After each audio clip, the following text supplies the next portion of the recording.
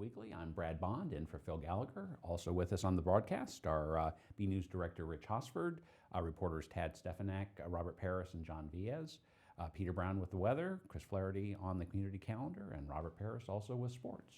To the news. The ballot is set for the Burlington town election, and only one town-wide race is competitive.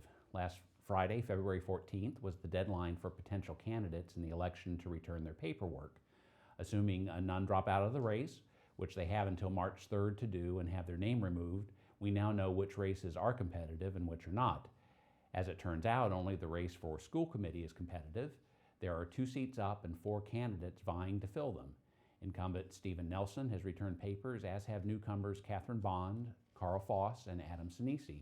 Incumbent Kristen Russo took out papers but did not file them with the town clerk's office before the deadline. The other races will mostly see incumbents go unchallenged. They include William Byer for moderator and Jim Tigas for Board of Selectmen.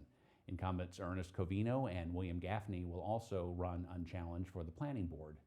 Library trustee incumbents Hiro Gandhi and Adam Woodbury will be unchallenged, as will Board of Health member Maribeth Welch and Recreation Commission member Kevin Sullivan. Non-incumbent Kevin Sheehan will be unchallenged for the open assessor seat. Brenda Rappaport, who was appointed to the planning board after member Jack Kelly resigned, will run uncontested to fill the remaining 2 years of that seat. There are some contested town meeting races that are competitive as well. You can find a link to the full list of candidates at bcattv.org/bnews. The Burlington town election will be held on Saturday, April 4th at Burlington High School. Polls will be open from 8 a.m. to 8 p.m. Make sure to get out and vote.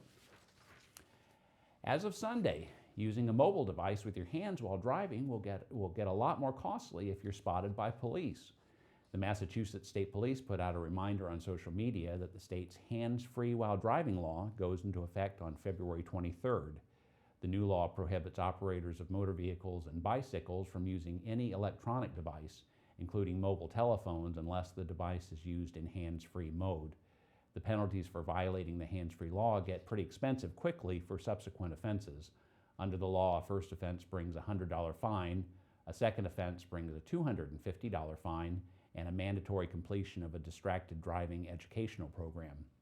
If a driver has a third offense, they will be hit with a $500 fine, plus an insurance surcharge and another mandatory completion of a distracted driving educational program. So what is allowed and what is not? Drivers who are 18 and over can only use electronic devices and mobile phones in hands-free mode and are only permitted to touch devices to activate hands-free mode. They are not permitted to hold or support any electronic device or phone. They cannot touch the phone except to activate the hands-free mode and can only enable when the device is installed or properly mounted to the windshield, dashboard, or center console in a manner that does not impede the operation of the motor vehicle. They're not allowed to touch devices for texting, emailing, any apps, video, or internet use. Activation of GPS navigation is permitted when the device is installed or properly mounted. Handheld use is allowed only if the vehicle is both stationary and not located in a public travel lane, but is not allowed at red lights or stop signs. Voice to text and communication to electronic devices is legal only when device is properly mounted. Use of headphones in one ear is permitted. Now, drivers who are under 18 are not allowed to use any electronic device. All phone use while driving is illegal, including use in hands-free mode. Operators may use a cell phone to call 911 to report an emergency. If possible, safely pull over and stop before calling 911. Well, on Sunday, February 23rd, People Helping People and Cafe Escadrille are hosting the annual wine tasting and charity auction to help support all the work the charity organization does throughout the year. BNews Director Rich Hosford has a preview of the event. Let's take a look. This weekend, you can sip some wine, enjoy great food, and help out a good cause as you do it. People Helping People is holding their annual wine tasting and charity auction at Cafe Escadrille on Sunday, February 23rd from 2 to 5 p.m. For $60 per ticket, you can have a fun time and help support Burlington's premier charity organization and their work with the Covenant for Basic Needs, the Food Pantry, holiday dinners, the Wish Street program, and so much more. The event has a lot in store for those who attend. What we have here is we always have a silent auction here, and the silent auction is in the room here to my right, and that's where the champagne will be. So while they're getting ready to get the event ready, people that get here early, they can go in and they can start bidding on some of the silent auctions, enjoy some of the pass-around food from the waitresses as well as the champagne. And then right around 2 o'clock, we start letting people in. And when they come in, there's plenty of seating for everybody. We make sure that everybody has the opportunity to sit down. And the food is so numerous to mention. There's a lot of pass-arounds. There's always the sushi, because Bob Murray has a very, very nice sushi bar right here in the restaurant. So he likes to put out his signature sushi along with everything else and desserts and what have you. But there's just an endless amount of food. One added benefit is that the use of the restaurant, the food, and the wine are all provided by Bob Murray, owner of the Cafe Escadrille, so all the money raised goes to those in need. There's no cost incurred whatsoever by people helping people. Because of the generosity of Bob Murray, there's no cost. And People Helping People is always looking for new and better ways to help those they serve. Future for People Helping People is a larger food pantry. We've outgrown our food pantry, so the more money that we can make here at this event, we can put money aside little by little for a new food pantry. The biggest part of the event is the live auction at around 3 p.m., which features some big-ticket items donated to the cause. Dinners from like ADVs, dinners for 6 people valued at $1,000, you know. The Capitol Grill donates a dinner for 6 for $1,000. We have a lot of sports tickets. We have Patriots tickets, we have Red Sox tickets, we have numerous tickets, we have trips. So there's plenty of auction items that you can bid on. And that's what makes it interesting. Finally, if you don't have a ticket by the time of the event, you can buy one at the door. For this event this week, it's supposed to be a nice day on Sunday, so if you want to come right to the door, it's $60 a person, and you can buy tickets right at the door. From the Cafe Escadrille, I'm BNEWS Director Rich Hosford. Thanks, Rich. Looks like a great event.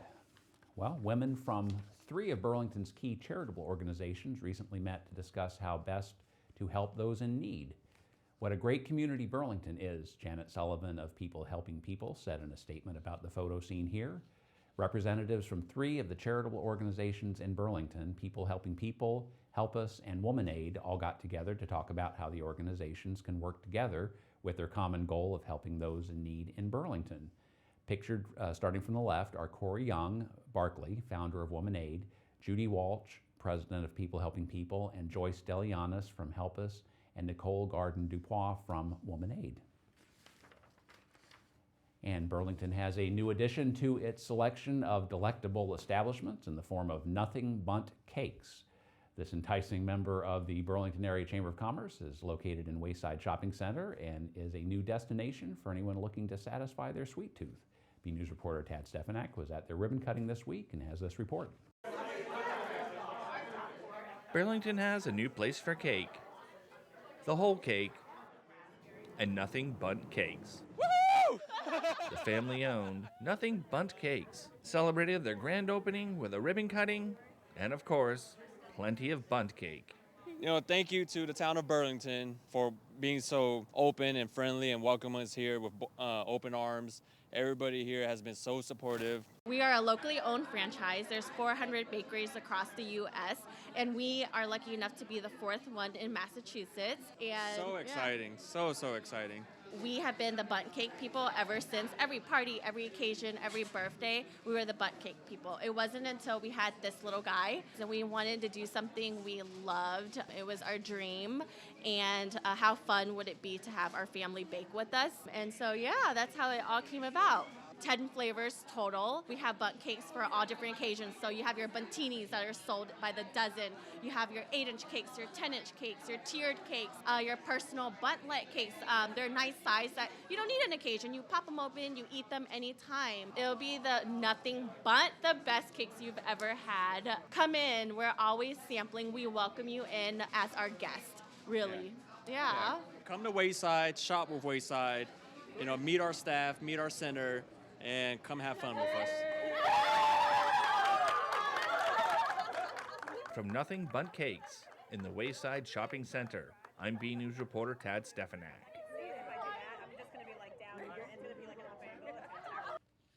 Thanks, Tad. Well, one of the hot trends in culinary arts these days is grain bowls. This past Thursday, there was a presentation on how to prepare these healthy meal options at the Burlington Public Library. BNews reporter Robert Paris was there and has this look.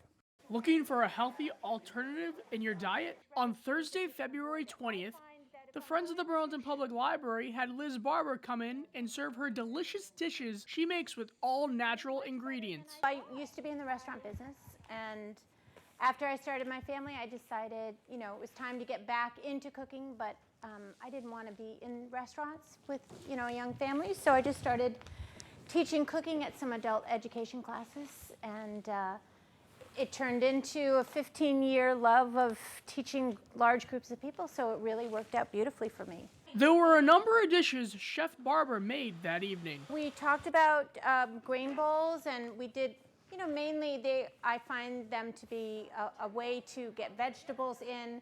The grain for me right now is a very small part of that kind of a bowl, and of course the dressing is really key to making a good grain bowl. So it's a good healthy mix of real foods and things that we enjoy. Lastly, go outside your comfort zone and try some new foods. I want people to really understand that what you put into your body matters. I'm less concerned about calories and more concerned about carbohydrates. Really think about how often during the day are you eating carbohydrates, and see if there are two places that you could cut them down or cut them out completely. I know people will be finding a difference in their health and their well-being if they start taking control of that. From the Burlington Public Library, I'm Robert Paris for BNEWS Weekly. Wow, thanks, Robert. I'm sorry I missed that. Well, a long-awaited new high-end Indian restaurant is set to open up in Burlington. The Treasury announced on its Facebook page that they are holding a grand opening in their Wayside Shopping Center location on March 1st. The Treasury will be located in the former Bonefish Grill spot and will have 120 seats inside with an additional 24 patio seats. One of the restaurant owners, Prakash Kott, said the food represents the journey of the chef they have hired to come up with the menu for the restaurant. He said the chef spent the last 30 years visiting chefs and restaurants all over the world, including the Middle East, Asia, and Europe. The restaurant will feature items cooked on a griddle and open barbecue, a stone cooking pot, and traditional clay ovens. It will also feature premium liquor and wine selections to be paired with the food. And the Burlington Mall's continued renovation continues with the announcement of a men's clothing store featuring a wedding bar.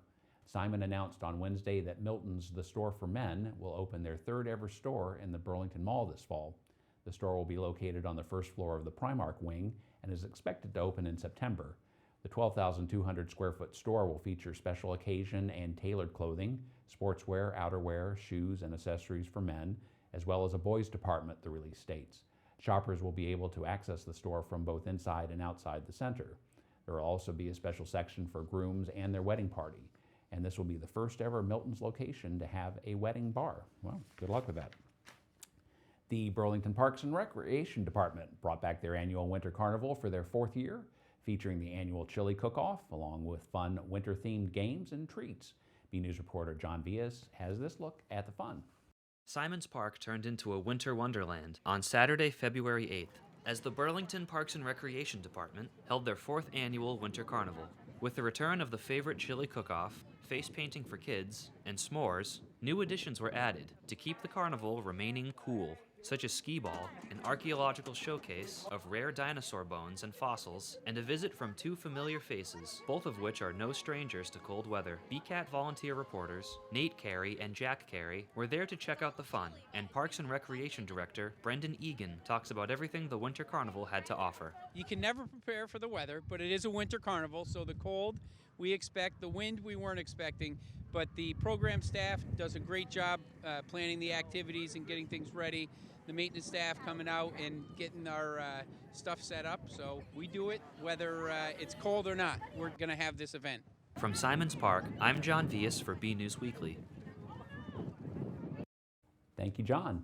We go now to BNews weatherman Peter Brown in our weather center for the latest forecast, and we'll follow that. We'll check out the community calendar with Chris Flaherty to see what's happening in Burlington.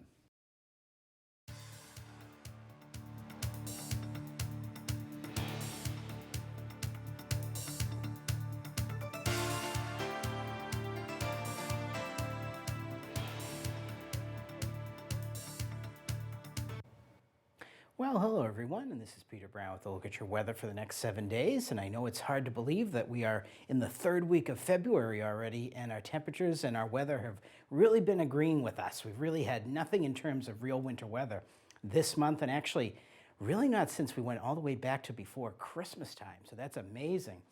Now, starting out our period on Friday, we are going to see a little bit of a cool down again, just like we saw this time last week.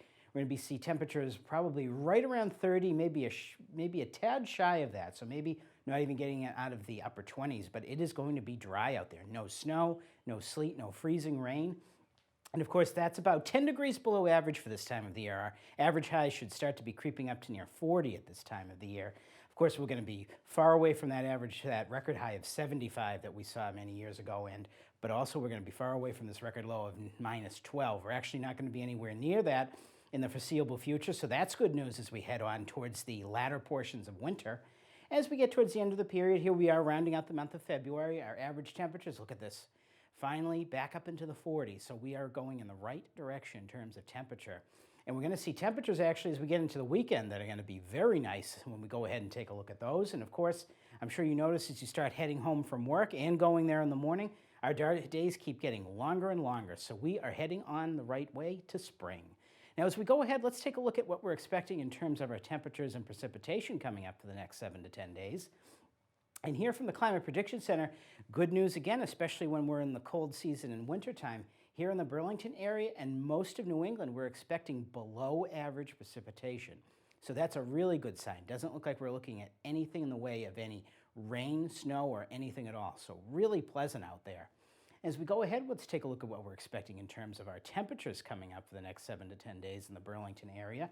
And again, really nothing new here. This has been pretty much par for the course for the past 3 months here in the Burlington area and most of New England. Again, we're looking at a chance of above average temperatures from our area all the way out to the Midwest. So pretty nice out there if you don't like the cold weather, that's for sure. And let's go ahead, let's take a look at some of that nice weather that we have coming up for the next 7 days. And as far as winter goes, and especially February, this is about as good as it gets, everyone. Look at this. There's really not much to say here other than just wall-to-wall sunshine with a few fair weather clouds here and there.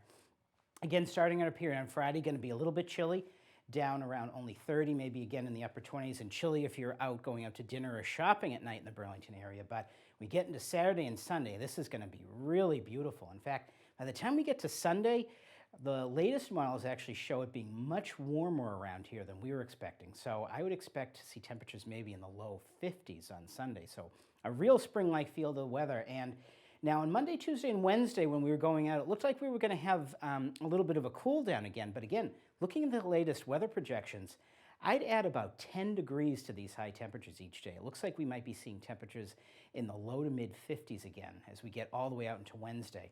As we get into Thursday, we're going to look for maybe a little bit of a cool down back to about normal at this time of the year. And there are some indications we could see some light snow and maybe mixed with rain coming in here as we get to the latter portion of next Thursday. But nothing big, nothing to worry about. So everyone, get out there, enjoy the great weather, and have a good week.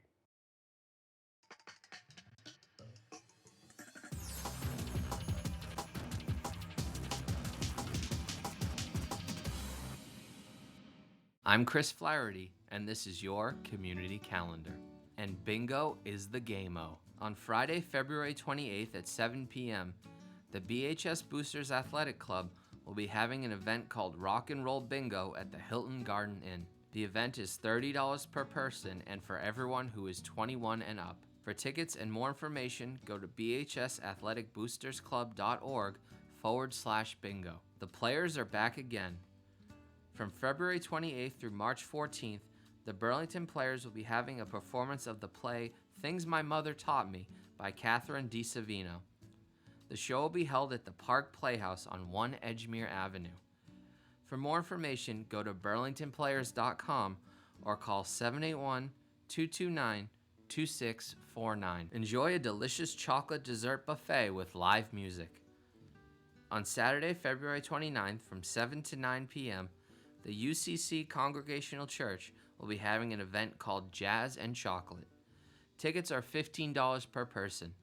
You can purchase in advance at the church or reserve by calling 781-272-4547 or email uccburlington@gmail.com. This has been Chris Flaherty with your Community Calendar. And BNews sports reporter Liz Gillespie is out this week, but our own Robert Paris is filling in to bring you all the latest Red Devil action with this week's sports report. Hey everyone, I'm Robert Paris, in for Liz Gillespie for this week's sports report. Burlington High winter sports have wrapped up their regular seasons and a number of teams are heading to the playoffs. Let's begin. On Saturday, February 15th, Red Devil Wrestling hosted the Division II Metro Sectionals at BHS. The Soder brothers, Cam and Zach, pinned through the tournament for their second year in a row. The team finished third out of 13 teams. Congrats to the Red Devils on their accomplishments. Burlington will be heading to the Division II State Wrestling Championship on Friday, February 21st and Saturday, February 22nd at Milton High School in Milton. Boys and girls ice hockey had games on Saturday, February 15th. The Lady Devils faced the Shawshing Valley Rams, where they had a shutout victory of 6-0 over the Rams. However, the boys, they lost to the Melrose Red Raiders 4-1. The girls were back on the ice on President's Day in their final regular season game against the Boston Latin Dragons. The girls won 6-2 and punched their way into the postseason. The girls finished with a 10-8-2 record.